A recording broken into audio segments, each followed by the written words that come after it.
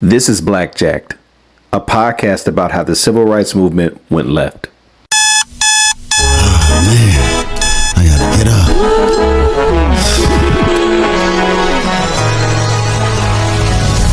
I gotta go. Ooh, I gotta go. I gotta go. I gotta go. I gotta get up and go. I gotta go. I gotta go. I gotta get up and go. Thank you so much for coming along for the ride. This podcast explores where the civil rights movement went left. When I say left, I'm not dealing with left and right politically. I'm dealing with maybe off course a little bit, maybe not the ideal course. When I say that, I know that probably sounds completely and utterly scandalous. What do you mean?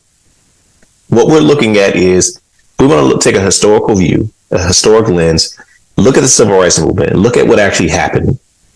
And from today, analyze that, critique that, and look for missed opportunities and look for where things maybe did not take the most ideal course. Now, again, that sounds offensive to people. What do you mean trying to critique our heroes?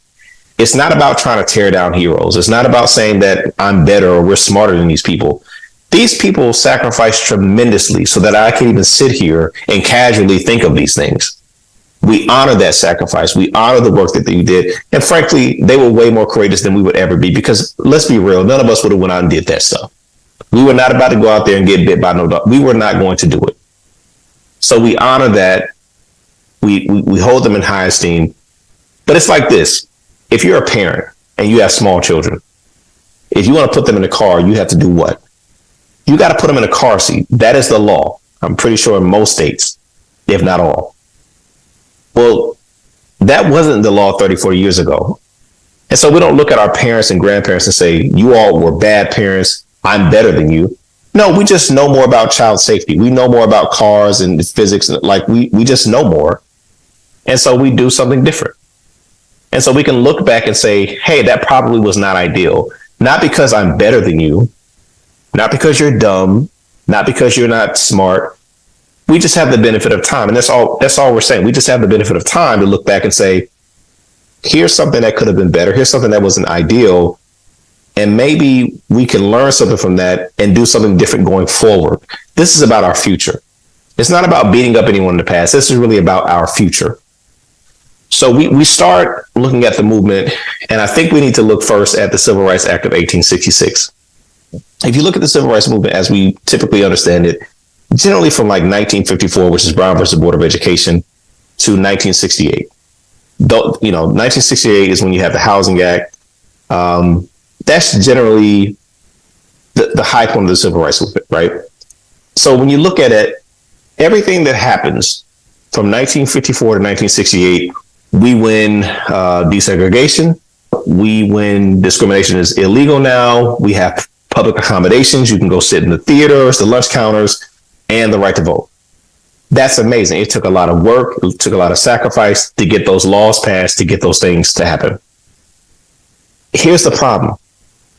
If you look at the Civil Rights Act of 1866, basically everything that we fought so hard for from 1954 to 1968, those things were pretty much given to us in the Civil Rights Act of 1866. So it quite literally took us 100 years and a bunch of fighting and blood and deaths and everything else to get the exact same thing on paper that we were given on paper 100 years earlier. Does that not sound crazy? Now, the initial thought is, well, of course, because this country is so racist and terrible, right? That's why that happened. And of course, that's true. But think critically, think deeper. If it took 100 years to get the exact same thing on paper as you got on paper the first time, we have to ask more critical questions. Did we even have the right goals? Did the movement have the right targets? If it took 100 years to get the same thing on paper, should that have even been the goal? Should that have been what we're seeking? In other words, you've already shown me, America, that you're a liar and that you can put something on paper and say, no, we didn't really mean it. Should my goal be to go back to you and get the same thing on paper? Or should I have another goal? We have to ask questions about the strategy. Were there better strategic approaches to be had if, again, it took me 100 years to get the same thing? Is there something that could have been tweaked with the strategy? Was there something flawed here? I would say yes. My answer is actually yes. And again, it's not to denigrate it. It's not to say, it's just looking back, we kind of know more. Dr. King, his last book, chaos or community? Where do we go from here? Or it may have been, where do we go from here? Chaos or community? I'm blanking out, but basically, it's an interesting book. This is towards the end of his life. He says something that I think is that we really should listen to. I want to just read this quote from the book.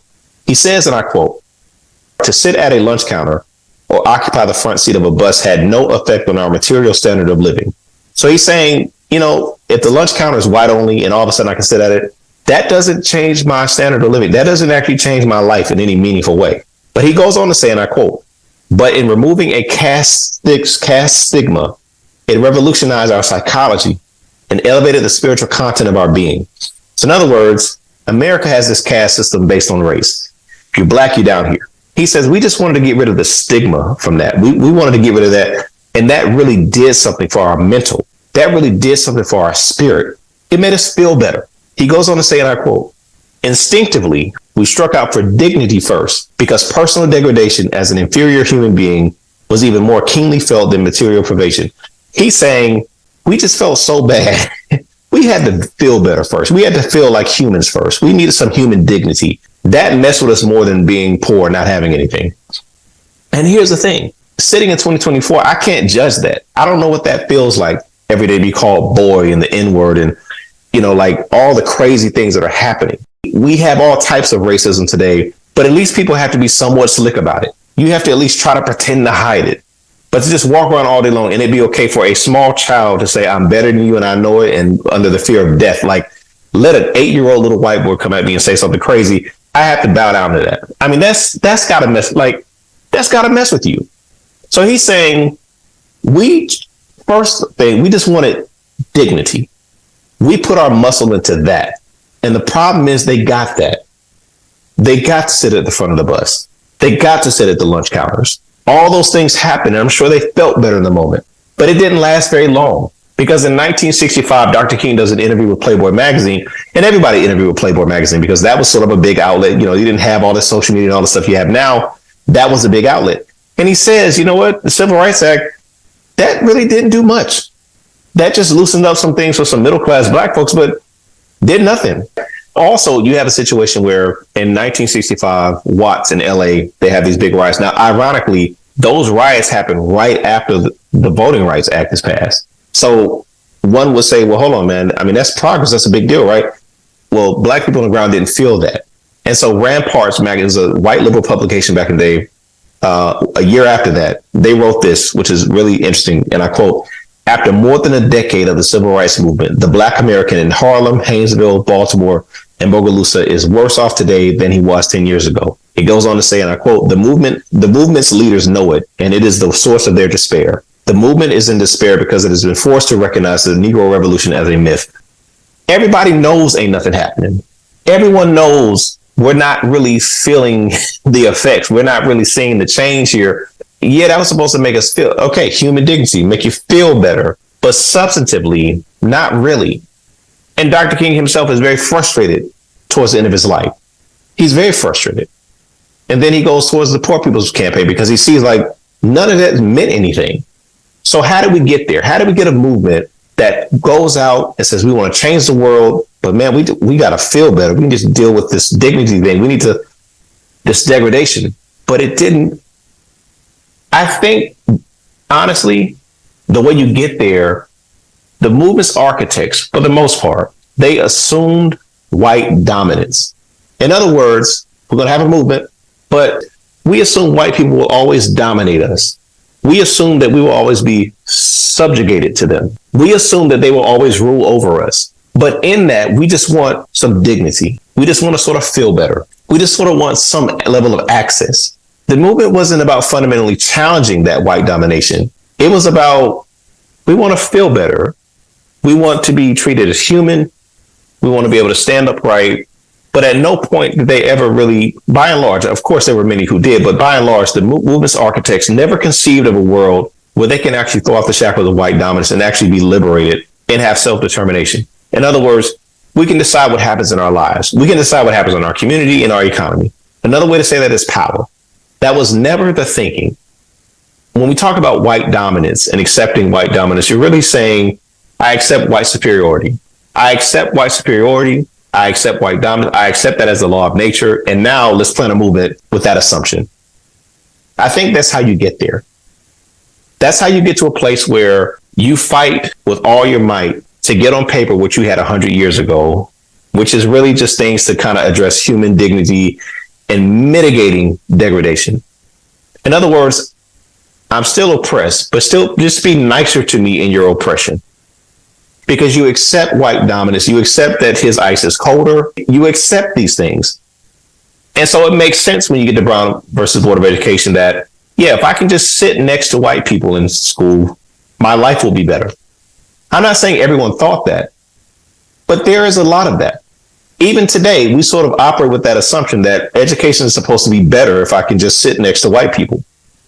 Ivy Tolson is an education scholar. He posted something recently I thought was interesting. He actually addressed this, that a lot of people just assumed that educational quality was inferior under Jim Crow. And he points out that's not necessarily true. You have a great number of Black educators who were supremely qualified and some who were even more qualified than their white peers. But we operate under the assumption of white supremacy. We operate under the assumption of white dominance. And again, that's how you get a movement that trends in that direction. Let me give you some concrete examples of this. The architects of the movement, as far as a legal strategy, you think about people like Charles Hamilton Houston. He was an attorney, was the dean at Howard Law School, brilliant man. He is the one who really sets down the strategy to dismantle separate but equal. Now, you may know some of his proteges, like a Thurgood Marshall, who ends up being a Supreme Court justice.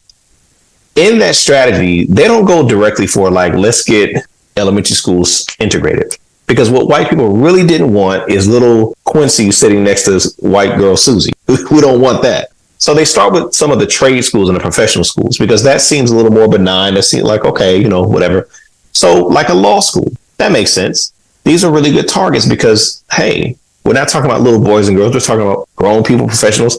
And those are harder to sort of replicate. In other words, you have a law school or you don't. Right. And so those became sort of the targets. The one big case that helps to break this open is from the University of Oklahoma. You had a sister, Ada Lois Sapir Fisher, and I may be messing up the pronunciation. She was the first Black person admitted to the University of Oklahoma Law School. In 1949, she gets admitted. What happens is she applies to go to law school. They say, well, no, right? And eventually they say, listen, separate but equal is the law of the land. So I tell you what, we're going to build a school at Langston University. You can go there. Now, Langston University is an HBCU in Oklahoma. So they say, okay, we'll build a school in Langston. You can go there. They put a school together in like 6 minutes or something crazy. And then they say, well, hold on now. You said separate but equal. This is not equal. So they go back to court to prove that this is not equal. And so therefore, you need to let her into Oklahoma. And she wins. 1949, she gets accepted to Oklahoma and she goes. She gets there and they treat her like trash. The law school, and I'm not making this up, they gave her a chair and the chair was marked colored. They roped it off from the rest of the class, and this is where she sits. So you're fighting with all your might to go here and be treated like trash. Now, here's what's interesting. Her brother actually also wanted to challenge segregation, but he decided, I don't want to lose years off of my career. So he went to Howard Law School instead. But come back. 1949 is when she gets accepted, when she gets admitted. 2 years earlier, I believe 1947, Southern University, another HBCU in Louisiana, their law school opens. Okay. Now, anecdotally, my grandfather, not my biological grandfather, but, might as well be. He actually went to Southern University back in the day. Navy man. He was one of the few Black folks who were able to get out and get the GI Bill, go to school. So he went to school. He's a little bit older. And he always talked about Southern this, Southern that. He just loved Southern. But one of the things that he also talked about is in Louisiana, they really took separate but equal kind of serious. I mean, as serious as one can back at that time. I mean, not perfectly. So, for example, if LSU, also in Baton Rouge, gets a basketball arena, we're going to build one for Southern too. Not to say it was all equal, but, we're going to try to keep this up. Same deal there. They say, okay, we don't want y'all coming here, so we'll build you a law school. And they said, cool. So they built a law school. Now, come back to the Oklahoma case. They say you have to admit her to Oklahoma, so they admit her. 12 days later, the Langston University Law School is gone. Ask me where the Langston University Law School is today. They don't have one. Southern has a law school. They said, okay, separate but equal, we'll build us a law school. And it's still going and turning out black attorneys. But in Oklahoma, they said, no, we just really want to sit by you. So I'm just wondering, should the fight have been, let's get into Oklahoma, or should the fight have been, let's go back to court and make you honor the agreement of separate but equal, and we're going to build a law school. So today, they don't have that school. They don't have a black institution to promote black education, to have a center of economic development around that. They don't have that. Why? Maybe on some level, they bought into the idea that your ice is colder, and I just really want to sit here versus I'll sit over here if you want me to. That's cool. By and large, you have people who accept the premise of white dominance, and they go from there. Now, it's understandable. Again, we're not beating these people up. Think about where they're coming from. Why wouldn't they assume white dominance? It would, if you were there, you would assume the same thing. If you read Booker T. Washington's book, Up From Slavery, he has a story about a guy. He was sold from West Virginia into Alabama. Now, remember, after the international slave trade is abolished, so you can't bring Africans, across the sea anymore, at least on paper. How do you get more slaves if you're further south? Because agriculture is changing in like the Kentuckys of the world, the West Virginias. They don't need as many bodies. They really need them in Mississippi, though, right? They need them in Alabama. So you have to sell slaves further south from where they are. So when you talk about being sold down the river, that's a real thing. In fact, there's a Black History Museum, Roots 101 Museum in Louisville, Kentucky, and they will tell you at one time in that city, the biggest industry they had was selling slaves further south. That was the biggest business in the city. We're just going to keep selling them down the Ohio River. Okay, back to the story. They asked the guy, they said, how many of you all were sold? He said, there were 5 of us. He said, me, my brother, and 3 mules. Everybody stop. Pause. Stop. He said, me, my brother, and 3 mules. This man really thought he was on par with an animal.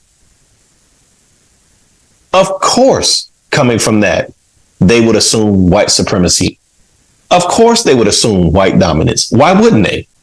But now we're just looking back and saying, okay, but what are the results of that? What are the results when your movement assumes that, perceives based on that? What do you get? And this is why Dr. King is so frustrated at the end of his life, because the movement moved in that direction and they got the results that they got. And so at the end of it, with the Poor People's Campaign, he's throwing a Hail Mary saying, man, we're still poor. We need land. We need that.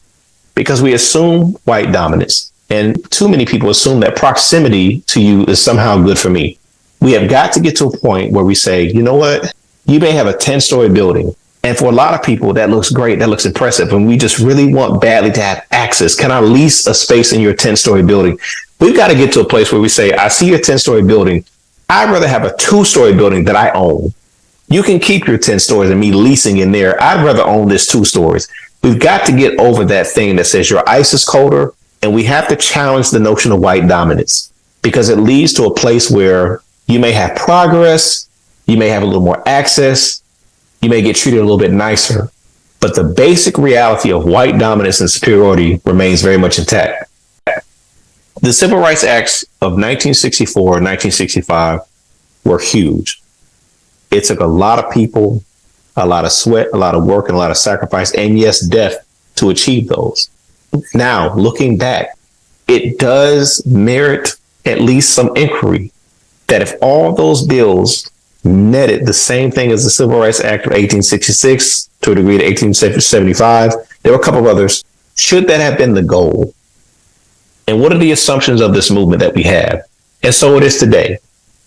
We have to challenge that today, because right now people are going to the mat for ideas like inclusion. What does that really mean? What does it mean to be included?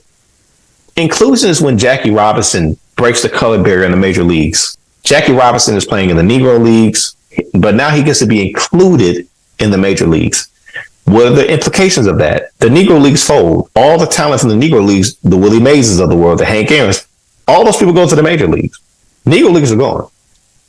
They get to be included. Now, inclusion doesn't have to be a terrible thing. It can be a great thing. Look at what happened when the NFL and the AFL merged. So you had the National Football League and the American Football League, 2 separate leagues, and they merged. They didn't just take the best talent, the best players from the AFL and put them in the NFL. They brought the entire teams and their owners to the league. That's real inclusion. So today, just like back then, we have to ask ourselves some questions. what are the assumptions of our movement? Because if it assumes white dominance, if it assumes white superiority and supremacy, and we just sort of want access, we want to just sort of be treated a little better, we're going to be frustrated for another 100 years. And that's not what we want for our children. Next week, we've got a whole new episode coming at you. Episode 2, we're going to talk about Dr. King and the one man who he had all the beef with. If you think he had beef with J. Edgar Hoover, and he did, there was another person Dr. King had for real beef with, and it was a black man. So that's next time, where we're going to look at where the civil rights movement went left. I gotta go. Ooh, I gotta go. I gotta go. I gotta go. I gotta get up and go. I gotta go. I gotta go. I gotta get up and go. I gotta get up and leave. I gotta get up and go. I gotta go. I gotta get up and go. They waiting on me when I walk out the door. They counting on me to get ready to blow. Too many people saying that I'm the hero. Too many people looking up to me. Can't let them down, not an option for me. Don't even matter if you rocking with me. I touch down even if you ain't blocking for me. No BS and no negativity. Only dealing with positive energy.